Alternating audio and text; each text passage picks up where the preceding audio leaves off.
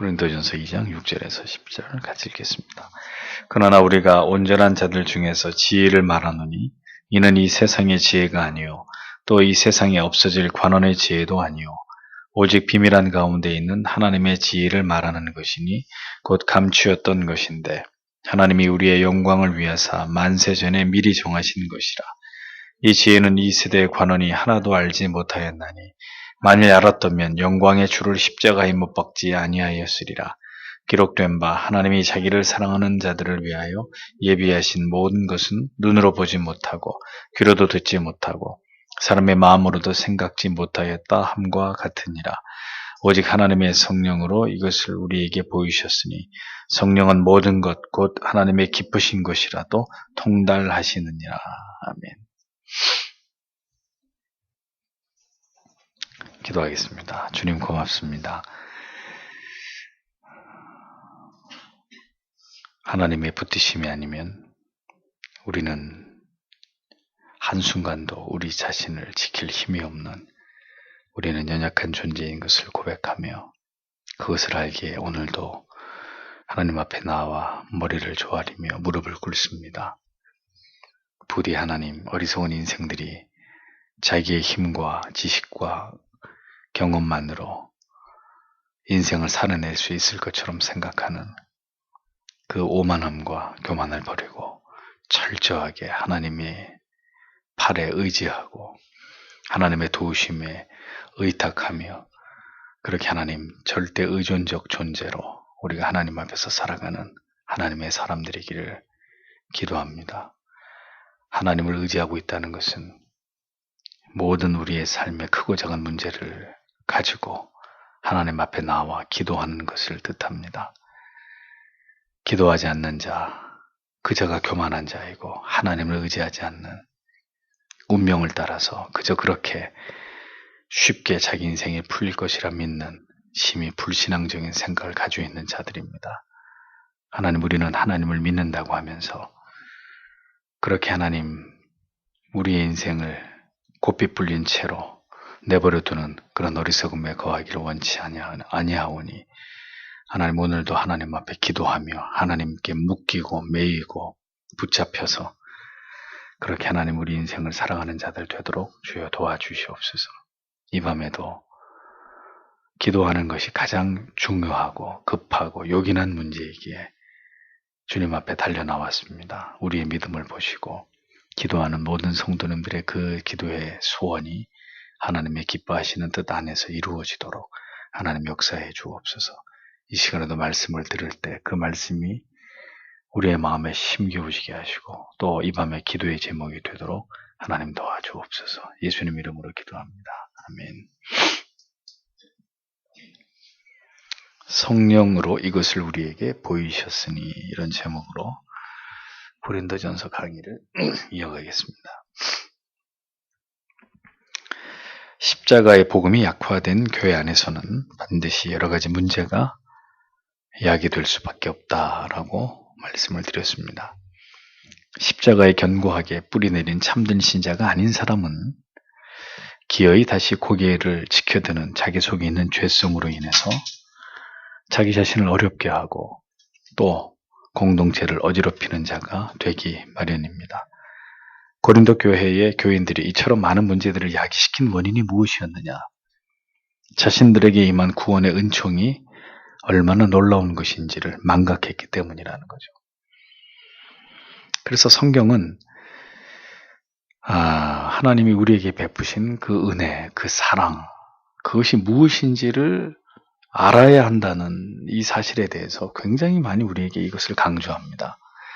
그것은 우리가 그냥 덮어놓고 하나님을 믿는, 그냥 빌면 하나님이 들어주시는, 우리가 흔히 생각하는 이 세상의 많은 신들처럼 그렇게 하나님을 인식하고 하나님을 신앙하는 것을 하나님이 원치 않는다는 뜻입니다. 무엇을 우리에게 행하셨고 어떤 은혜를 베풀어 주셨고 그 사랑이 얼마나 큰 것인지 그것을 깊이 아는 지식을 바탕으로 고백적인 믿음으로 그렇게 하나님을 의지하는 것을, 하나님을 찾는 것을, 하나님이 아는 것을 하나님을 아는 것을 근거해서 그렇게 하나님을 믿는 것을 하나님이 우리에게 요구하신다는 거죠. 그것이 다른 종교와의 차이점입니다. 다른 종교는 무조건 그들이 믿는 신에게 가서 빌고 갖다 바치고 그렇게 신을 기쁘게 하면 뭐 만사 형통 모든 게 잘 풀리는 세상의 잡신들은 다 그런 신들이지만 하나님은 그런 분이 아닙니다. 하나님을 아는 것을 전제하지 않고 무언가를 갖다 바치고 헌신을 하고 충성을 하고 뭐 열정을 가지고 그렇게 하나님을 섬긴다? 하나님 하나도 기뻐하시지 않습니다. 먼저는 하나님을 알고 그 하나님을 아는 분명한 지식을 바탕으로 하나님이 무엇을 원하시는지를 이루어가는 그 삶이라야, 그 신앙과 충성과 헌신을 이라야 하나님 보실 때 매우 가치 있는 것이 된다는 거죠. 고린도 교인들은 마치 자기들이 지혜롭고 현명해서 구원의 도를 깨달았고 자기들의 지적인 노력으로 하나님의 자녀가 된 것이냐 착각에 빠져가지고 서로에 대해서 오만하고 무례함의 도를 넘어가지고 주님의 교회를 혼란에 빠뜨리고 있는 이런 상황을 연출하고 있었습니다.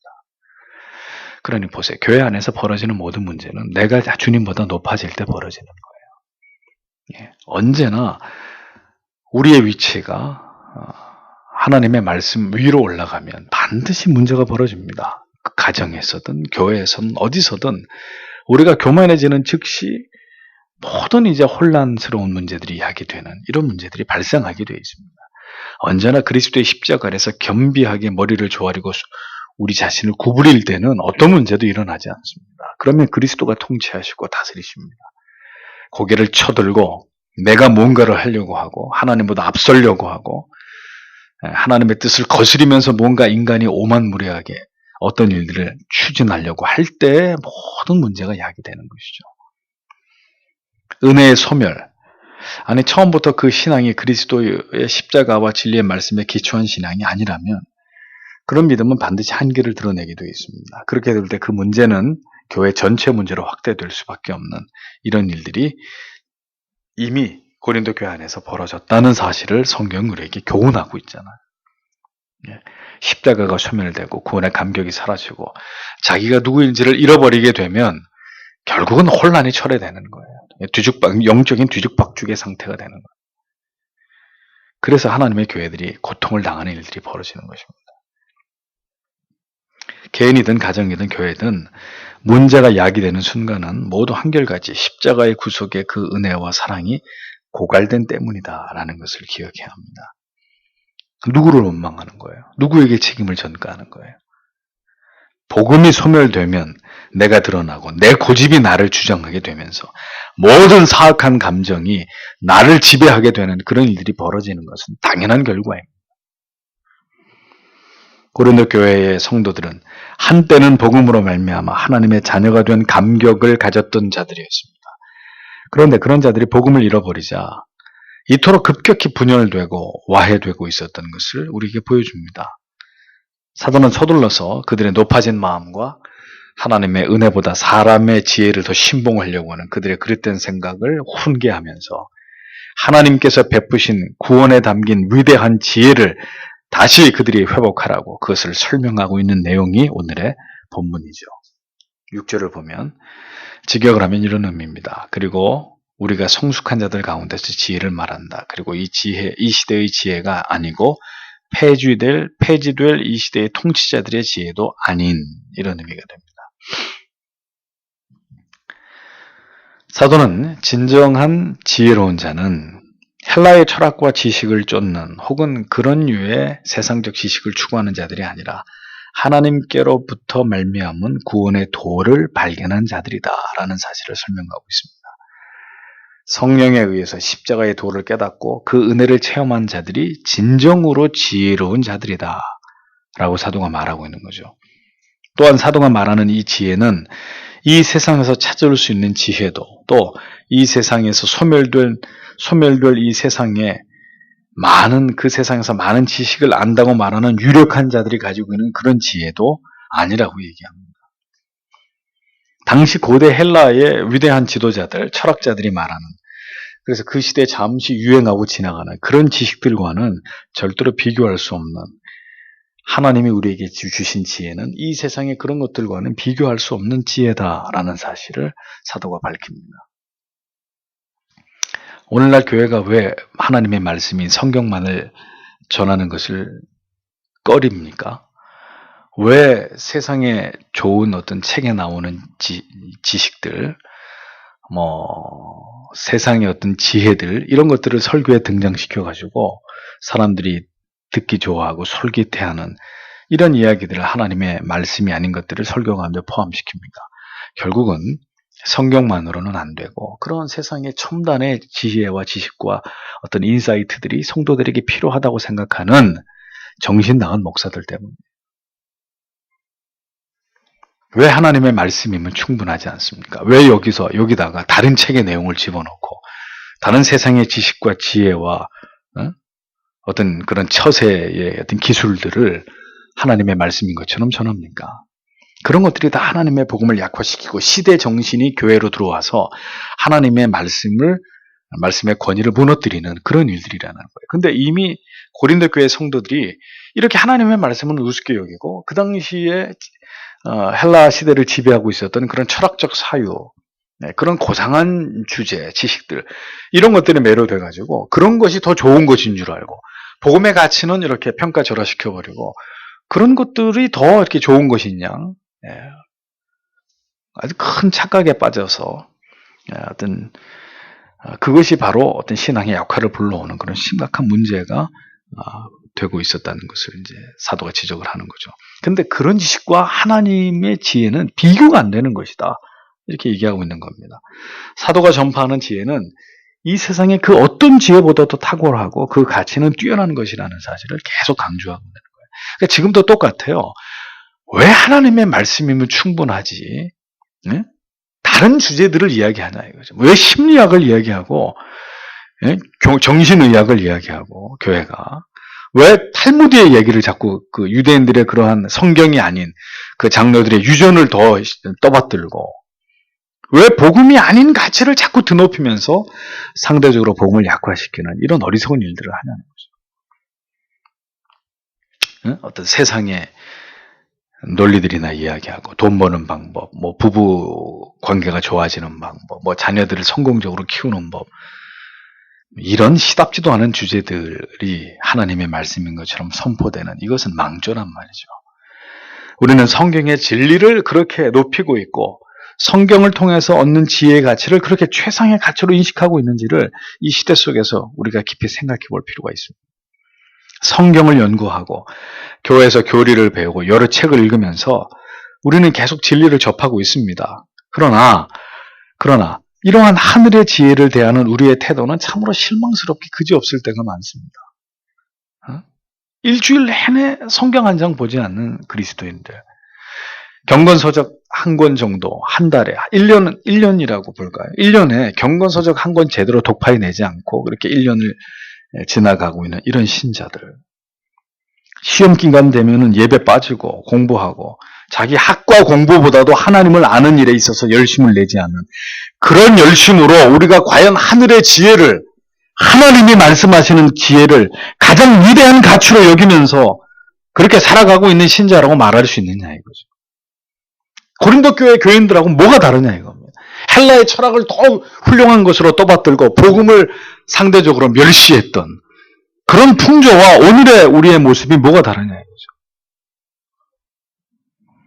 교회에서 가르치는 모든 진리에 대한 탐구와 사색을 언제나 번번이 소홀히 여기면서 아무런 준비 없이 성경 공부에 참여하는 청년들 반성하세요. 회개하세요.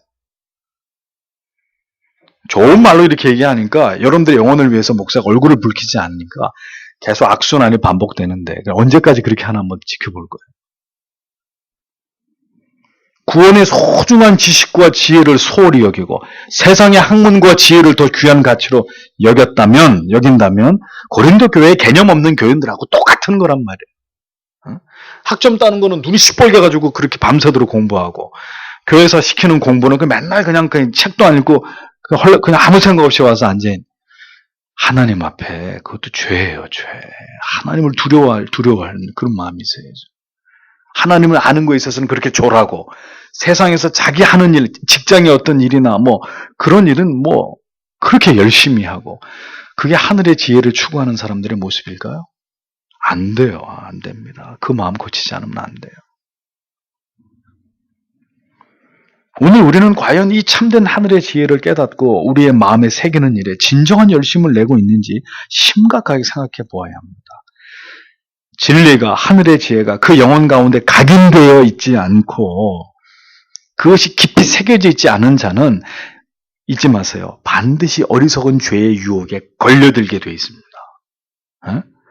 내 안에 새겨져 있는 하나님의 말씀이 없는 사람들, 마귀가 보통이 아니에요. 할 수만 있으면 믿는 자들까지 미혹해 할 수 있을 만큼 대단한 재주를 가진 마귀들입니다. 어둠의 세력들입니다.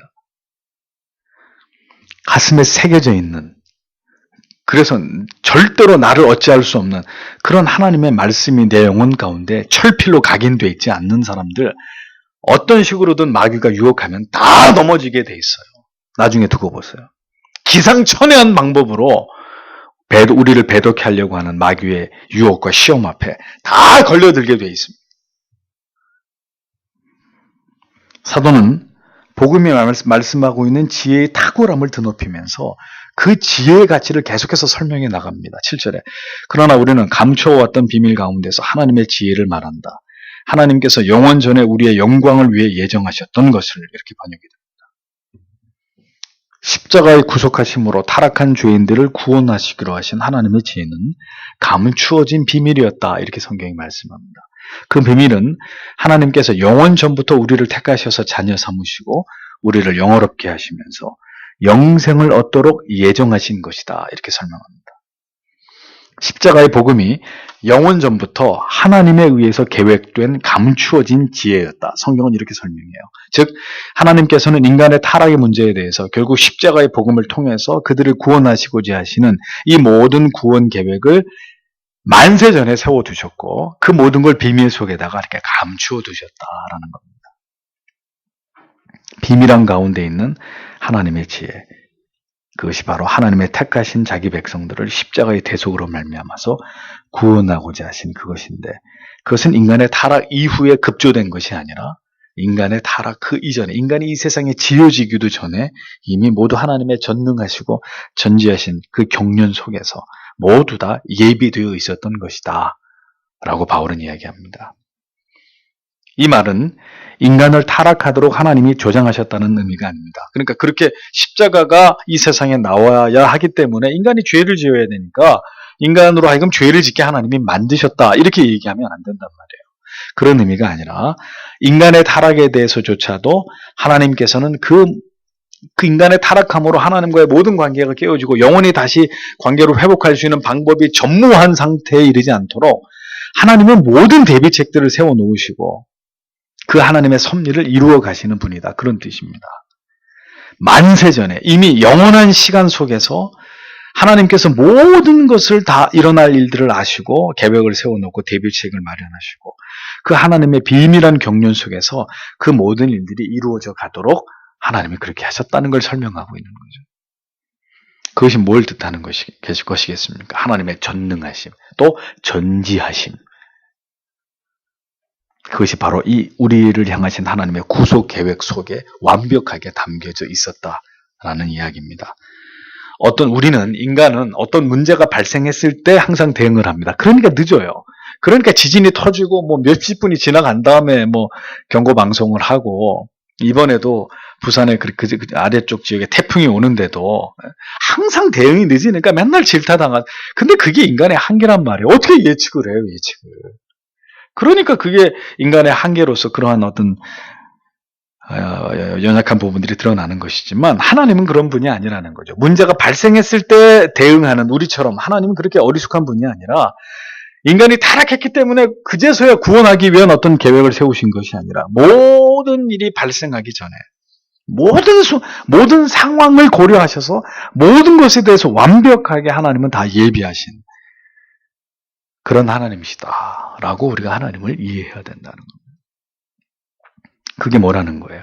그게 바로 신비한 하나님의 지혜라는 거예요. 우리가 감히 생각하거나 상상할 수조차 없는 신묘막측하심 속에서 모든 걸 아시고 결국 하나님의 뜻대로 모든 것이 되어지도록 섭리해 나아가시는 그런 하나님이시다라는 이야기를 사도가 하고 있는 겁니다. 그러니까 잘 보세요. 바울 사도는 지금 고린도 교회 성도들에게 하나님께서 어떤 분이신지를 알리고 있습니다. 하나님의 지혜에 대해서 설명하고 있습니다. 그게 뭐라는 거예요? 신앙은 하나님을 아는 거라는 거예요.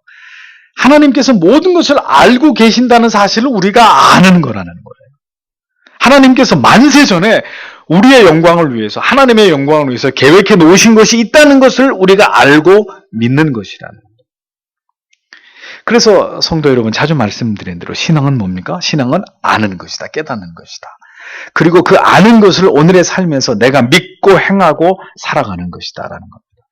그것으로 우리는 우리에게 믿음이 있다는 것을 우리 자신이 알게 되고, 내게 믿음이 있다는 사실을 내가 증명하게 됩니다.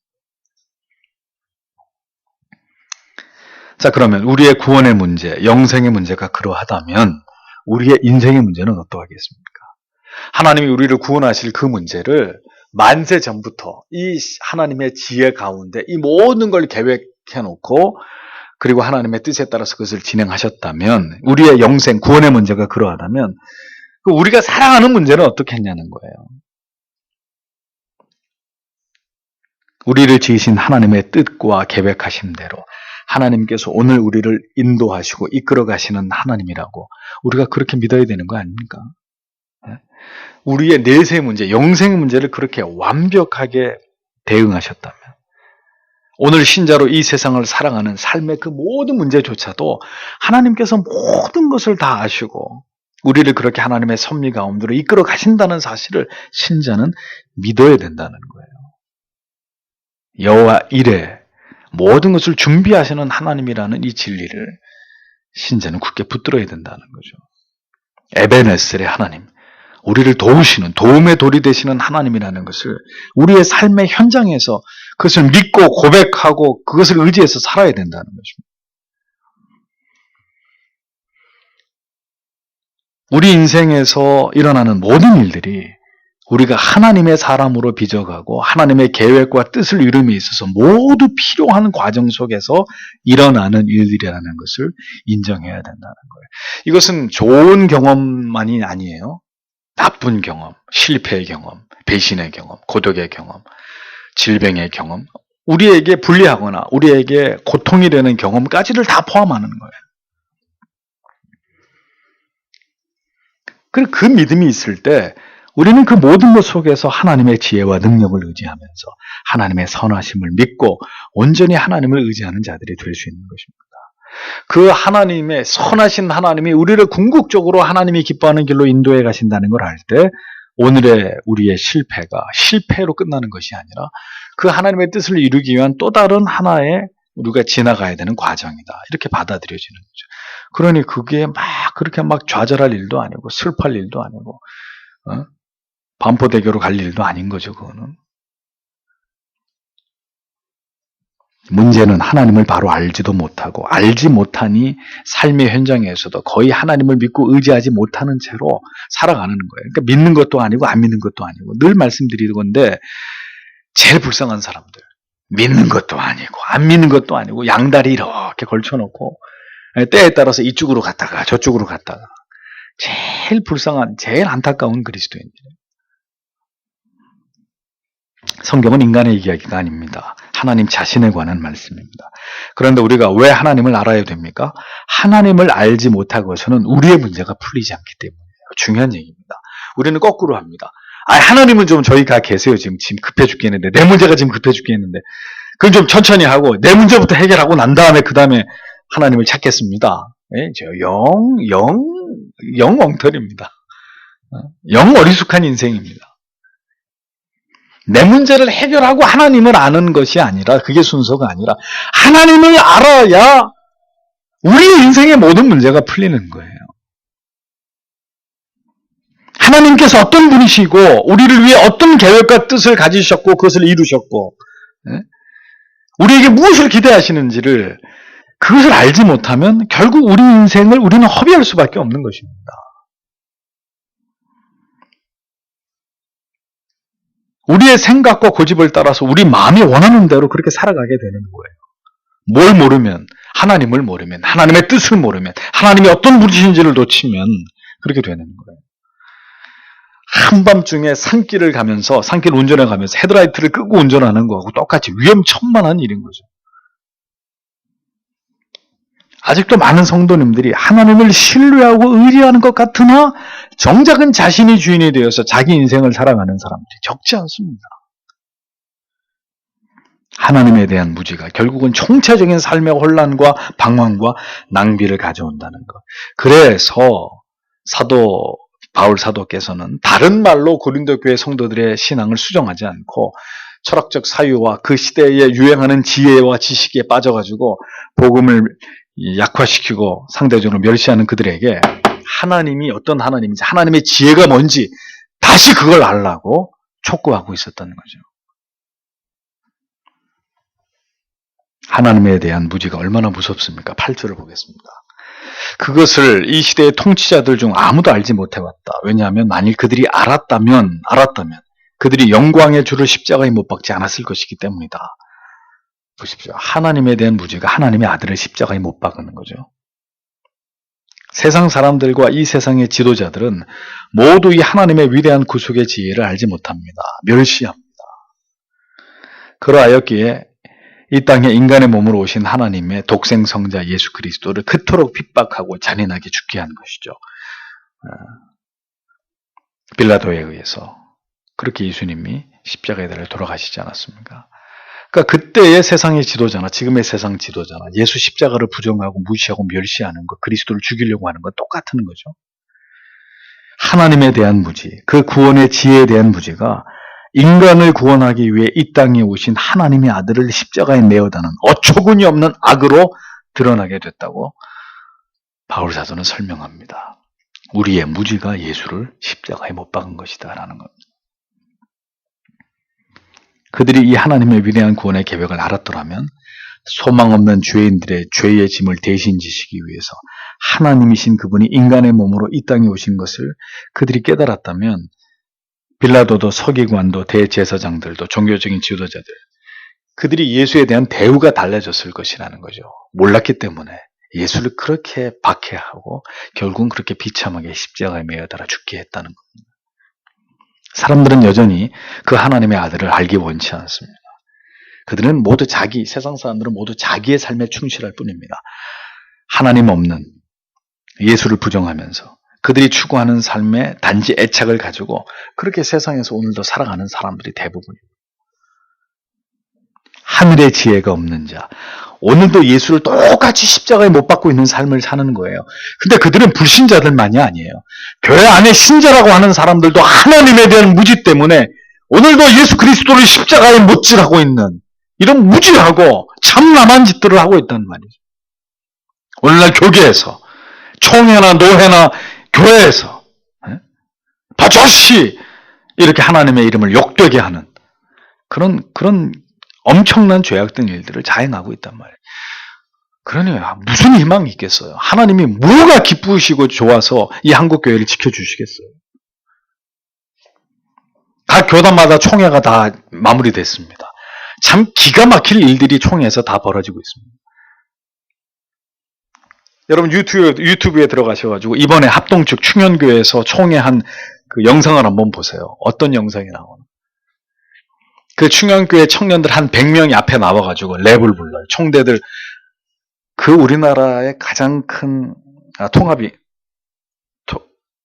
충현교회가 통합인가 합동인가요? 합동? 예.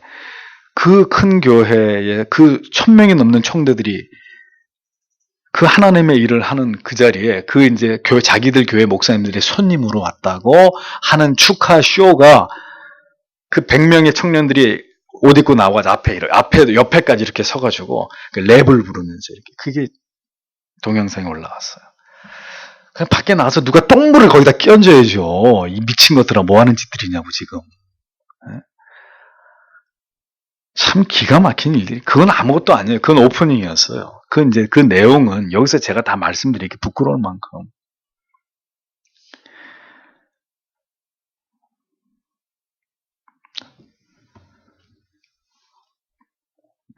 사람들은 여전히 그 아들을, 하나님의 아들을 알기 원치 않습니다.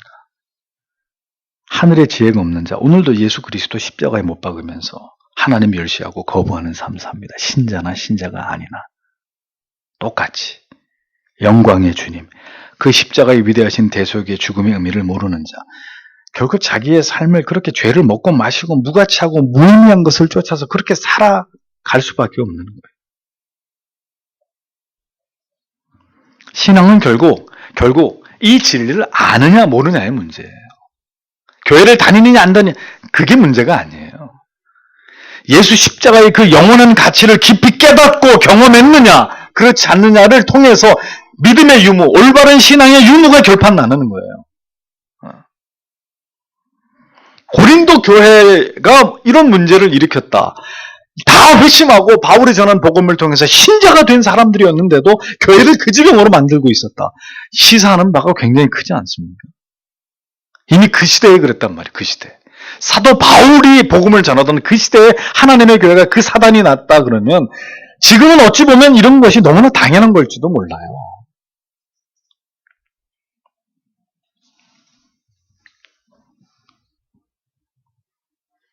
우리가 누리게 될 궁극의 영광과 그리고 우리의 모든 죄를 대속하신 그리스도의 영광스러우심 말고 그것을 믿는 게 신앙이라는 거예요. 그런데 그 믿음은 우리가 만들어내거나 우리가 노력해서 얻을 수 있는 가치가 아니라고 사도는 이어서 설명을 하죠. 여기서 이제 사도가 성령론을 펼칩니다. 9절에서 10절.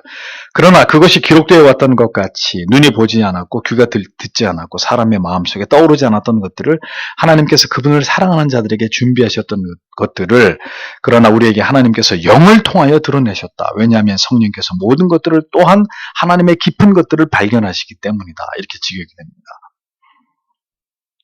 하나님의 구원의 지혜는 십자가의 복음은 사람이 스스로 보고자 하고 듣고자 하고 마음으로 깨닫고자 해서 깨달아지고 보아지고 들려지는 게 아니라 하나님께서 하나님을 사랑하도록 정하신 자들에게만 오직 성령을 통해서 그것이 보이고 들리고 깨닫게 하신 것이다. 이렇게 얘기합니다. 이건 뭐 복음서 전편에도 계속 강조됐던 얘기고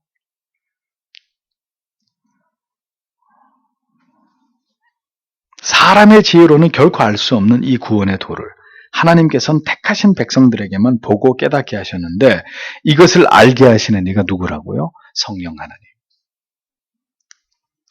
성령이 이 땅에 오셔서 예수께서 말씀하셨잖아요. 성령이 오시면 내가 너희들에게 한 모든 말을 생각나게 할 것이다. 그가 자기의 말을 하기 위해서 오신 분이 아니라 그가 나의 말을, 그리스도의 영이신 그분이 내 말을 너희에게 깨닫게 하고 그것을 가르치고 그것을 교훈할 것이다. 그대로 성령이 오셔서 택한 백성들에게 이 구원의 도를 가르치시고 그것을 알게 하실 것이라고 사도가 설명하고 있는 거죠. 그 성령만이 성부 하나님의 깊은 뜻과 의도하심과 계획을 모두 아시는 분으로 누구든지 이 성령의 도우심이 아니고서는 하나님을 알 수 없고 하나님의 뜻을 깨달을 수 없고 오직 성령의 도우심을 통해서만 진리의 모든 의미들, 감추어지는 하나님의 모든 하늘의 그 지혜들이 모두 열리게 되는 그런 은혜를 누리게 된다라고 사도는 설명한 것입니다. 따라서 성령의 가장 큰 사역은 성령이 이 땅에 오신 가장 큰 목적은 뭐라고요? 은사를 주기 위함이에요?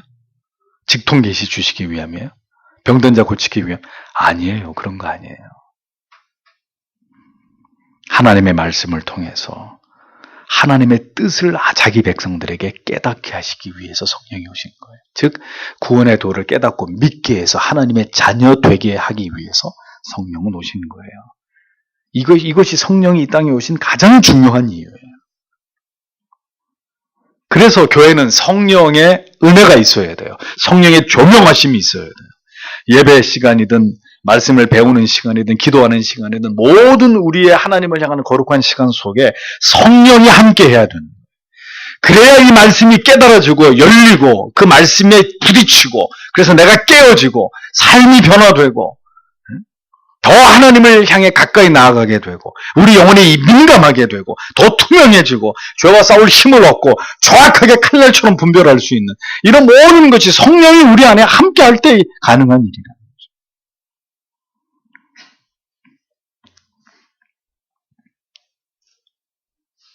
사도는 복음을 하나님의 감추어진 지혜를 설명하면서 이렇게 성삼위 하나님 모두를 소개하면서 그분들이 각각 어떤 역할을 하셨는지를 설명하고 있었던 겁니다.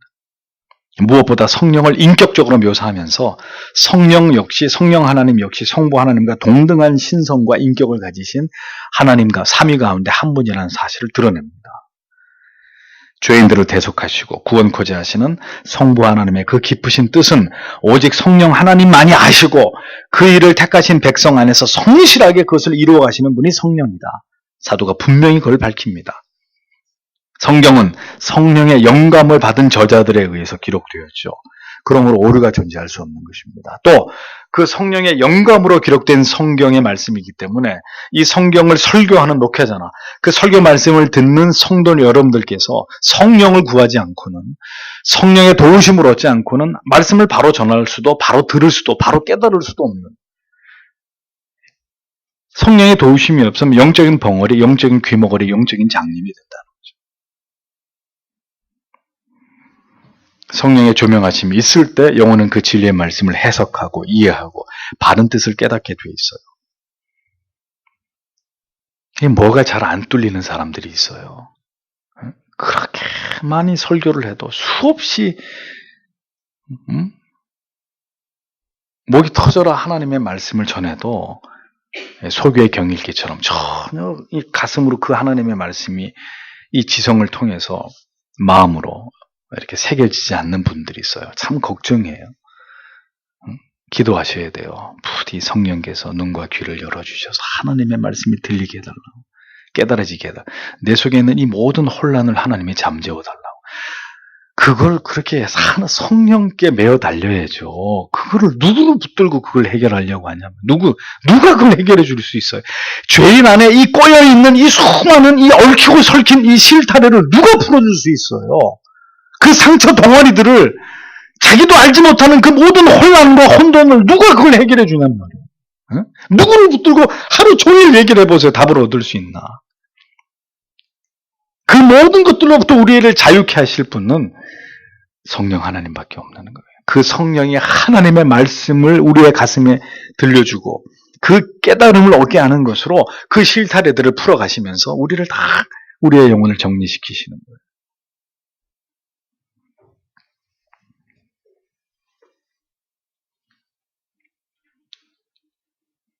성령 하나님만이 성부 하나님께서 수립하신 모든 신비한 구원의 계획들을 속속들이 하시고 택함을 받은 영혼들 속에 그것들을 적용하면서 성취해 나가시는 분이십니다.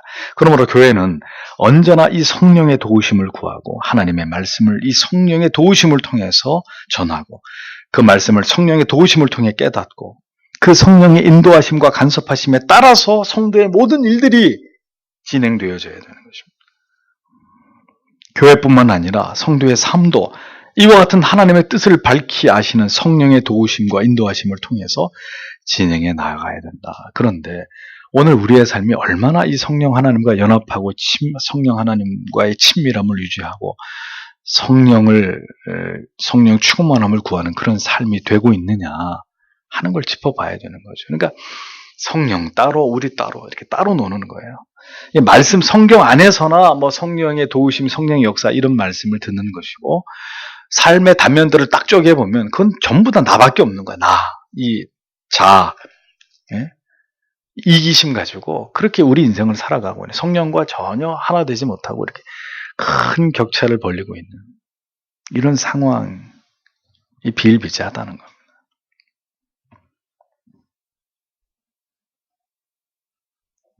고린도 교회의 성도들의 받은 구원은 결국 사람이 자랑을 어떤 지식이나 지혜로 말미암은 것이 아니라 오직 성삼위 하나님의 역사하심을 통해서 그들에게 주어진 것임을 사도는 이렇게 강조하고 있었습니다. 구원은 모두 하나님의 은혜고 그것은 하나님의 참된 지혜로 오직 성령을 통해서 각 사람에게 하나님의 택한 자들의 영혼 안에 임한 것이다. 깨달아진 것이다. 믿어지게 하는 은총이다. 그런데 어찌해서 그대들은 이 진리를 다 팽개쳐버리고 지금 뭘 하고 있는 것이냐? 뭐에 휘둘려서 어떤 바람이 불어서 그대들이 지금 이렇게 교만하고 오만하고 당파를 나누고 서로를 고소하고 서로 받은 은사를 가지고 저 자랑질을 하고 교회 성도 일부는 음란에 빠져가지고 그런 죄. 이 지금 뭐 하는 일들이냐 이거죠, 바울이. 그러니 보세요. 그렇게 복음으로 세워진 교회이나 성령이 떠나가고 복음이 약화되면 세상보다 못한 곳이 되는 거예요, 교회가. 그걸 고린도 교회가 보여준, 사대 교회가 보여주는 거예요. 사탄의 회라고까지 얘기하는. 꼭 그것이 재현되고 있잖아요. 세상보다 못한 교회 꼬라지가 됐단 말이에요, 지금은. 세상 사람들의 손가락질하는, 세상 사람들이 목사를 보고 손가락질하고 교회 다니는 신자들 보면서 우리를 미개한 사람 취급하는, 우리의 부도덕함과 비윤리적인 상식에도 어긋나는 이런 행위들을 보면서. 왜요? 성령이 떠났다는 얘기예요. 복음이 사라졌다는 얘기예요. 이게 위기가 아니면 어떤 게 위기입니까?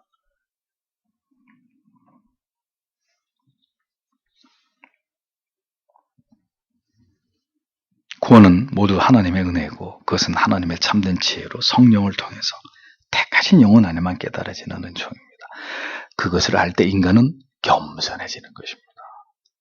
모든 것이 하나님의 은혜로 말미암는 것임을 알 때 인간은 절대로 교만해지거나 자기의 고집과 자기 방식을 따라서 살아가는 어리석고 불신앙적인 삶을 피할 수 있는 것입니다. 우리는 모두 이 세상의 지혜와 좋게 비교할 수 없는 하늘의 지혜를 얻기 위해서 이미 얻었지만, 그 구원의 지혜를 얻었지만 그 외에 또 다른 하나님 우리에게 더 부어주시고자 하시는 그 하늘의 지혜를 얻기 위해서 얼마나 노력하고 있는지, 우리의 삶의 중심이 정말 그것에 맞춰져 있는지를 생각해 보셔야 됩니다. 우리가 가장 중요하게 여기는 지혜의 가치가 무엇냐?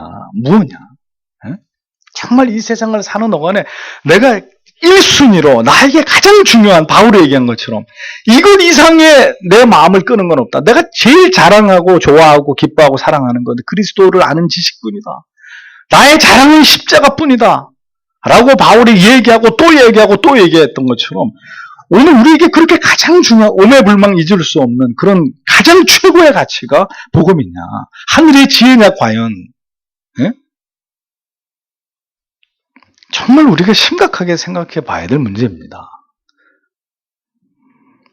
오직 성령을 통해서 우리에게 베푸시는 구속의 은혜, 성도를 성도 되게 하고 교회를 교회 되게 하시는 성령의 역사가 우리 위에 머물기를, 항상 우리와 함께 하기를 우리는 그 어느 때보다도 기도해야 돼요. 왜? 그렇지 않으면 우리도 고린도 교회 전체를 밟을 수 있기 때문입니다. 오합지졸이 돼버리고 사탄의 놀이터가 돼버리고 인간 냄새 풀풀 나는 사람들이 서로 대립하고 대결하고 분쟁을 일삼는 그런 곳이 되고 만단 말이에요. 주의 핏값 위에 세워진 교회를 할지라도 성령이 소멸되면, 복음이 약화되면, 이게 얼마나 끔찍한 일들입니까? 그런데 그런 교회들이 점점 늘어나고 있다. 그게 바로 주의 오실 날이 머지 않았다는 증거라는 거죠. 복음이 사라지고 성령의 역사하심이 소멸된 교회와 성도는 반드시 부패하고 타락하고 분열과 혼란을 야기시키기 마련입니다. 오늘도 하나님의 지혜 안에서 힘써 바른 믿음으로 구원을 이루어가면서 결코 어리석은 교만과 아집에 사로잡혀가지고 신앙의 정도에서 벗어나는 일이 없기를 기도해야 합니다. 성령께서 부디 우리 각 사람을, 우리의 가정과 이 하나님의 교회를 통치해 주시고 복음의 영광스러움이, 그 영광스러운 찬란한 불꽃이 절대로 꺼지지 않도록 언제나 그 복음의 위대한 불꽃이 활활 타오르면서 그것이 우리의 길을 밝히고 어두움을 밝히고 우리의 무지를 퇴치시키고 언제나 우리의 가슴을 활활 타오르게 만드는 그 거룩한 불이 언제나 하나님의 말씀 속에서 이 교회 가운데 머물기를 기도해야 될 것입니다. 그것이 고린도 교회 부패로부터 우리를 지키는 길이 되는 것이죠. 기도하겠습니다.